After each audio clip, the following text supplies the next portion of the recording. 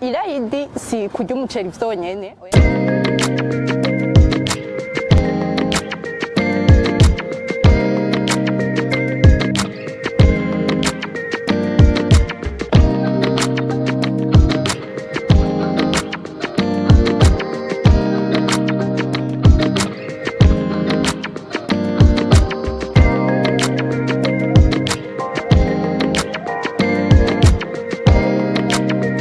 Ukwezi ko gufashanya ko kwiyegereza Imana, ukwezi Imana itwumvira gose, abafite ibicumuro turababarirwa. Ukwezi kutwigisha gusenga cyane gose, hamwe hariho bamwe usanga ari babamizema basenga gusa yuko twinjiye muri uku kwezi, bituma twibuka yuko Imana ari nkuru, kandi iyo tukibuka yuko hari abatishoboye tukabafasha.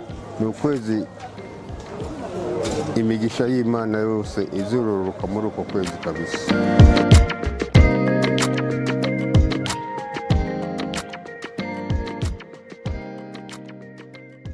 Ukwezi kwanje kwa Ramazani narisonzesheje, narasenze, narashoboye gusangira bike mfise n'abandi.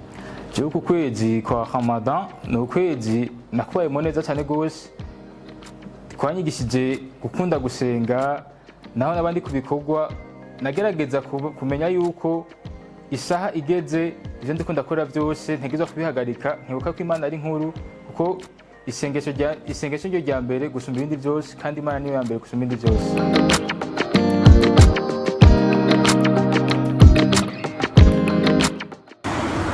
Irayidi ni ukunezerwa kwakira Muisilamu wese ahari.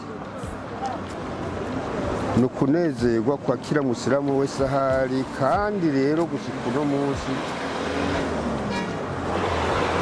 ari umukene mufashe nawe aryoherwe mu bandi, ari umugwayi mufashe nawe aryoherwe mu bandi. Irayidi si kurya umuceri vyonyene, oya, Irayidi ni kuryoherwa hamwe n'abandi, kubona dushoboye guheza ukwezi kwa Ramazani tukiri bazima, kubera hariho abatashoboye kuhashika ibintu nk'ivyo, tugaca duhamagarana tugasangirira hamwe. Waislamu wote nawatakia Eid Mubarak.